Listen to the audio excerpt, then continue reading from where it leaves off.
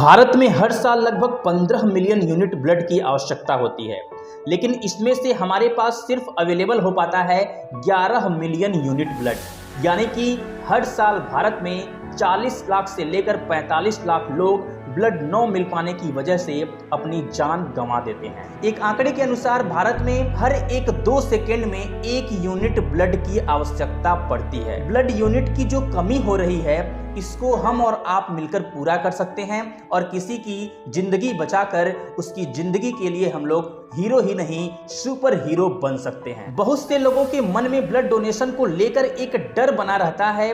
वे सोचते हैं कि ब्लड डोनेट करने की वजह से वे कमजोर हो जाएंगे।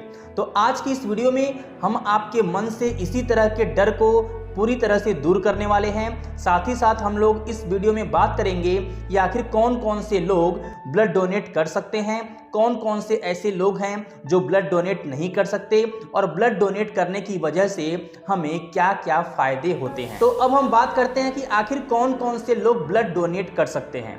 तो हर एक स्वस्थ व्यक्ति जिसकी उम्र 18 साल से लेकर 65 साल के बीच में होती है, वे ब्लड डोनेट कर सकते हैं। अगर आपने 18 से 60 साल के उम्र के बीच में कम से कम एक बार ब्लड डोनेट कर दिया है, तो 60 से 65 साल के बीच में भी आप ब्लड डोनेट कर सकते हैं। और अगर आपने 18 से 60 साल के बीच में कभी भी ब्लड डोनेट नहीं किया है, तो आप 60 साल के ऊपर जाने पर आप पहली बार ब्लड डोनेट नहीं कर सकते।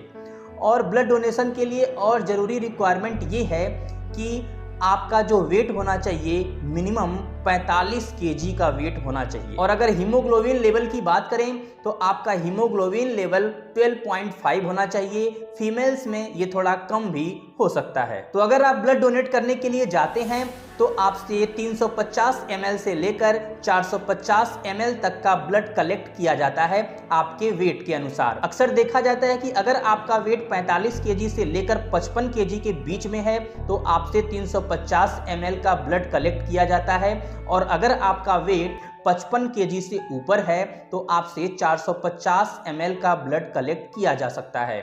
और एक बार अगर आपने ब्लड डोनेट कर दिया तो उसके बाद दूसरी बार ब्लड डोनेट करने के लिए कम से कम 3 महीने का गैप जरूर होना चाहिए अगर आप मेल हैं तो। फीमेल के केस में फीमेल्स 4 महीने के गैप में दोबारा से ब्लड डोनेट कर सकती हैं। तो क्या ब्लड डोनेट करने की वजह से हमें कमजोरी आ जाती है? जी बिल्कुल नहीं। ब्लड डोनेशन की वजह से कोई भी कमजोरी नहीं आती है, लेकिन ब्लड डोनेशन के दिन आपको कुछ सावधानियां जरूर बरतनी चाहिए। ब्लड डोनेशन वाले दिन और ब्लड डोनेट करने के 24 घंटे के भीतर आपको कोई भी हैवी वर्कआउट नहीं करना चाहिए। जब भी आप ब्लड डोनेट करने के लिए जा रहे हैं तो प्रॉपर डाइट लेकर जाएं। ब्लड डोनेशन के आधे घंटे पहले आप अपना रेगुलर मील ले सकते हैं। ब्लड डोनेशन वाले दिन आपको ज्यादा से ज्यादा लिक्विड का सेवन करना चाहिए। ब्लड डोनेट करने के 24 घंटे के भीतर आपके बॉडी में ब्लड रिकवर कर जाता है। तो आखिरकार 3 महीने का गैप हमें क्यों देना चाहिए दोबारा से ब्लड डोनेशन में? तो इसके पीछे रीजन ये है कि ब्लड में और भी बहुत सारे कंपोनेंट होते हैं, उसको रिकवर होने में कम से कम 3 महीने लग जाते हैं। इसीलिए एक बार ब्लड डोनेट करने के बाद लगभग 3 महीने का हमें गैप जरूर देना चाहिए। अब हम लोग बात कर लेते हैं कि आखिर कौन कौन से लोग ब्लड डोनेट नहीं कर सकते। तो कोई भी प्रेग्नेंट महिला है वो ब्लड डोनेट नहीं कर सकती, और कोई भी महिला जो ब्रेस्ट फीडिंग करा रही हो वो ब्लड डोनेट नहीं कर सकती। अगर पीरियड्स चल रहे हो तो आप ब्लड डोनेट नहीं कर सकते, क्योंकि पीरियड के दौरान पहले से बॉडी में ब्लड लॉस हो रहा होता है, तो उस दौरान डोनेशन से बचना चाहिए। और अगर आपने कोई टैटू कराया है तो लगभग 1 साल के अंतराल के बाद आपको ब्लड डोनेट करना चाहिए। और अगर आपकी हाल ही में कोई सर्जरी हुई है तो उस सर्जरी के लगभग 1 साल के बाद आपको ब्लड डोनेट करना चाहिए। और अगर आप HIV एड्स से पीड़ित हैं तो आपको पता ही है कि आप ब्लड डोनेट नहीं कर सकते। और अगर आप किसी भी ऐसी गंभीर बीमारी से पीड़ित हैं जैसे कि कैंसर हो गया तो आप ब्लड डोनेट नहीं कर सकते। और कोई भी ऐसे व्यक्ति जिनको अस्थमा है वे भी ब्लड डोनेट नहीं कर सकते। और अगर आपको कोई भी एलर्जी वाली डिजीज है तो भी आप ब्लड डोनेट नहीं कर सकते। कोई भी ऐसी एलर्जी वाली डिजीज जो काफ़ी लंबे समय से बनी हुई है, उस केस में आप ब्लड डोनेट नहीं कर सकते। और अगर आप डायबिटीज से पीड़ित हैं तो ऐसे केस में कई बार ब्लड डोनेट करवा दिया जाता है और कई बार ब्लड डोनेट नहीं करवाया जाता है पेशेंट के कंडीशन को देखते हुए। अब ब्लड डोनेट हम लोग दो प्रकार से कर सकते हैं।